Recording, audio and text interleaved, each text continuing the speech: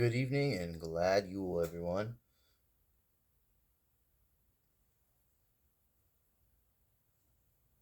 I think I just saw some gnomes out there.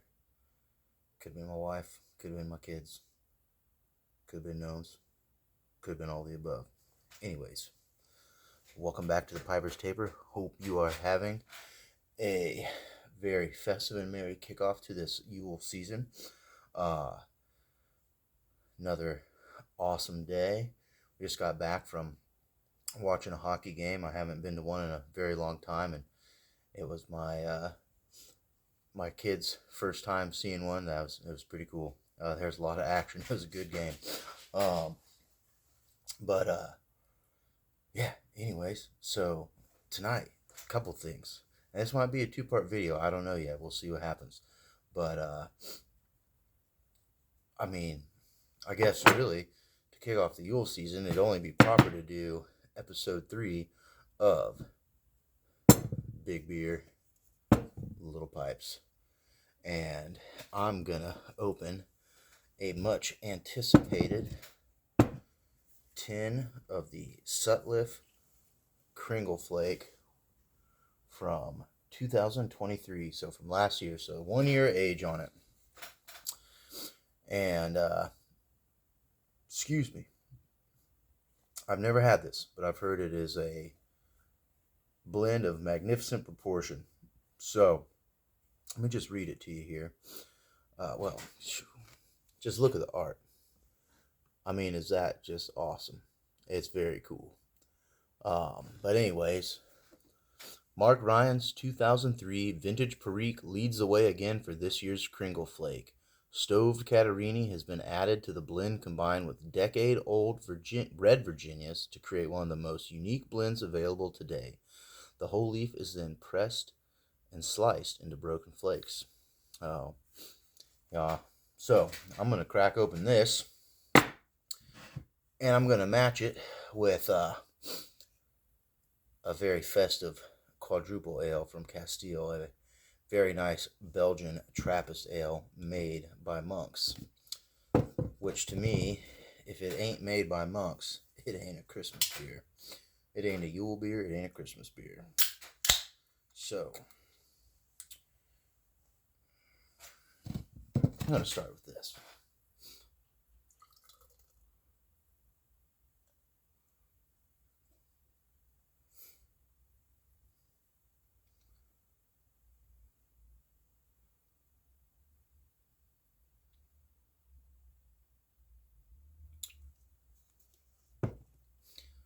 Going to drink it out of this pretty cool and rather unique stein.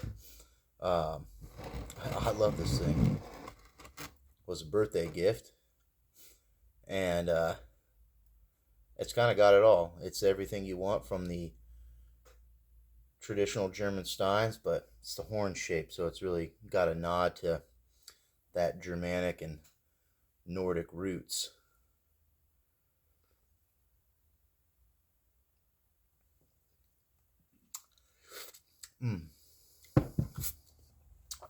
Now,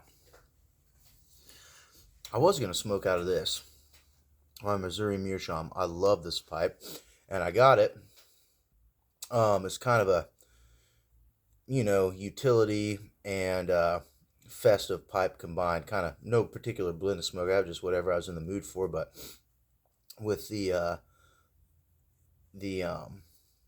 brass or the polished copper, I don't know which one it is, probably polished copper band of that golden hue, and this really beautiful green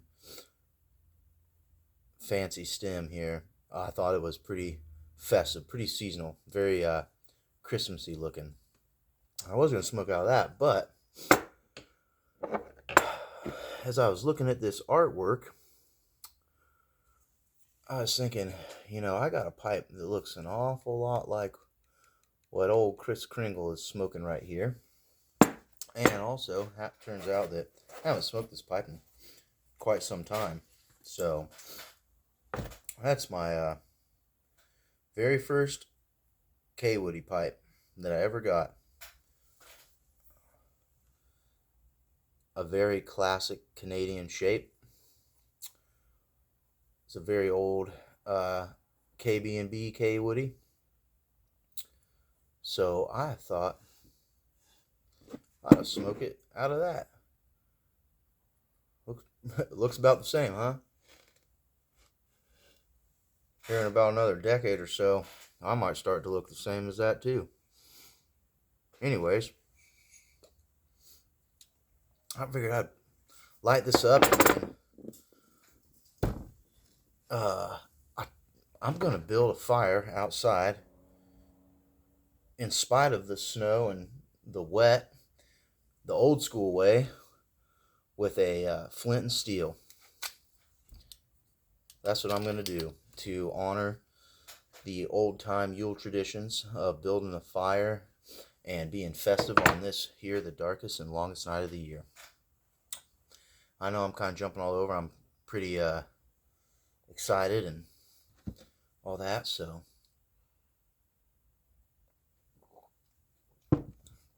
let's open this tin of Kringle Flake tobacco. Let's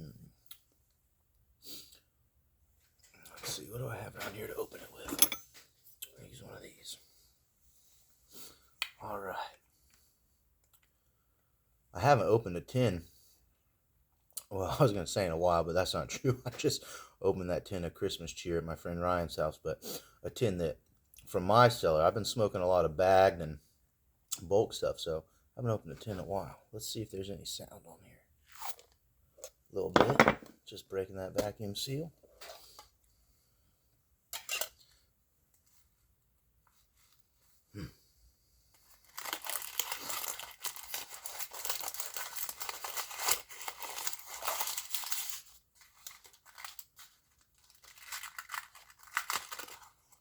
Oh, yeah. That is a beautiful tobacco. It's a beautiful presentation. Look at that. Look at those beautiful flakes. That is some fine looking tobacco right there. Wow. It's very thick. Let's see, let's pull one out here.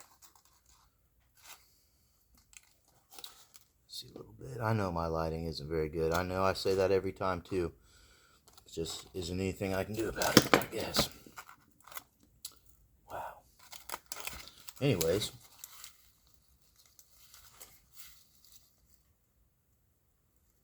The tin note is very creamy and kind of roasty. It's got a classic kind of leathery and sweet grass hay kind of tobacco and Virginia thing going on. There's a really nice kind of herbal sweetness to it.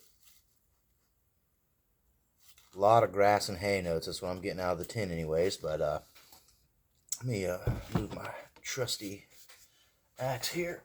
And I'm going to break this up and pack up this bowl, and we'll get back to you right here before I spark up. How about that?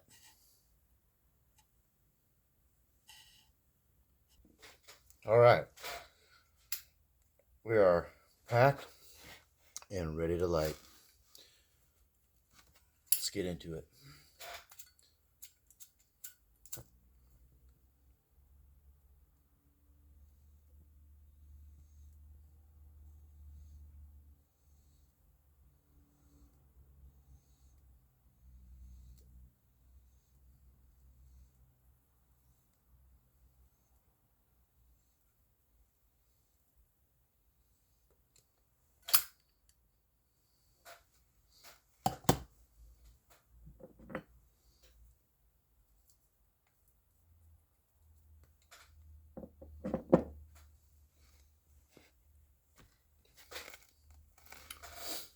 A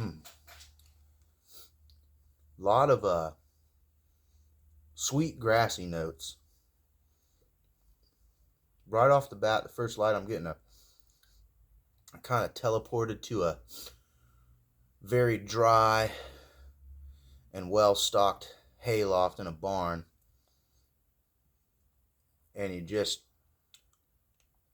maybe stack some fresh August bales when everything's nice and sweet, a lot of clover and alfalfa, some of those kind of smells and sensations. That's what I'm getting flavor, what's hitting me in my nose and my palate right off the bat. Good old Indiana hay barn.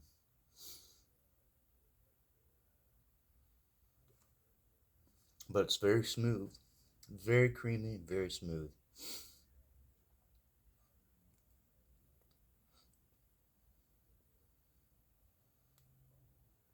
Mm.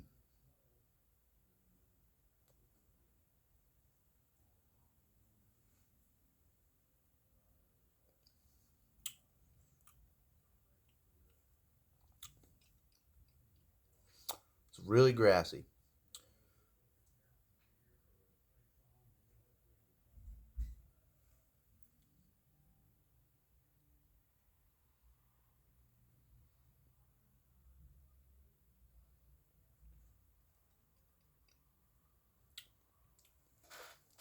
Well,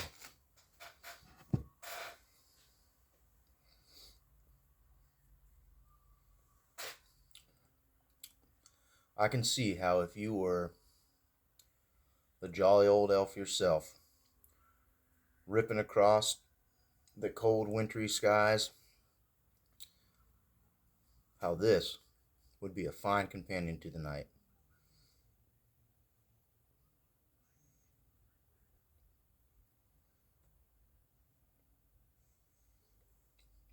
There's not really a lot of overly complex or nuanced flavors going on, for me, anyways.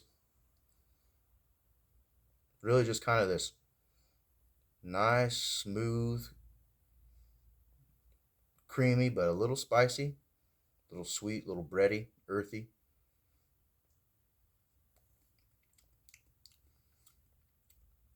Kind of that the sweet hay and sweet grassy Virginia aromas. Um, and it just tastes and feels of quality.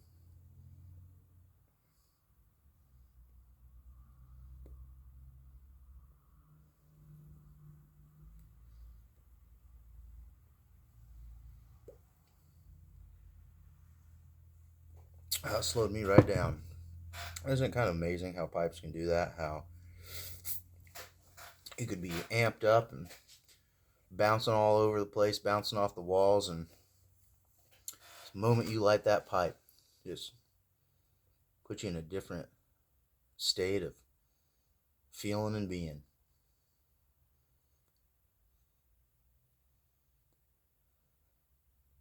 Hmm.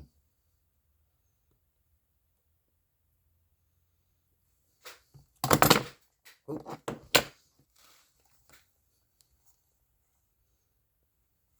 2003 St. James Perique Stove Catarini in Red Virginia. Decade old Red Virginia. 10-year-old Red Virginia. That's awesome. My buddy Bilby has been turning me on a little bit more to the Red Virginias. There's a lot of them that I haven't tried and kind of wish I would have. I'd like to try the Carolina Red Flake. Some of the other reds. I wish I would have got some of the Sutliff bulk Red Virginia blend. Mm. Starting to change on me. Starting to get a little bit of that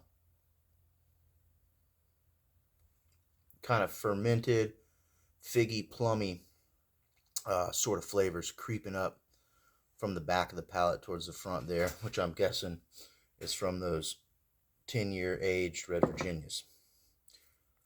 Are starting to shine through there a little bit.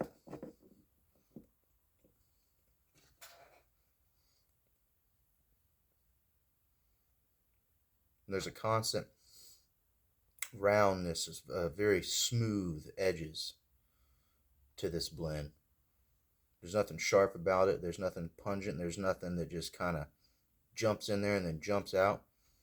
It's a very smooth ride all the way across, which I suppose is exactly what you'd want if you were Santa Claus.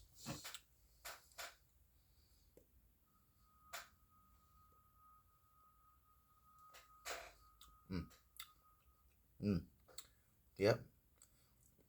Some of them good, kind of tart Virginia flavors creeping in. And it pairs pretty nicely with this quadruple ale, this donker. It's kind of a funny word to say, huh? Anyways, I am not going to yap a whole lot tonight. I got a bunch of kindling cut up, stacked in various sizes, and I'm going to go attempt to start a fire. If the flint's still here, I might even take you guys along. How about I will? Let me pause this and get out to the fire pit and get my wood situated and stuff and see if I can't catch the spark for you guys.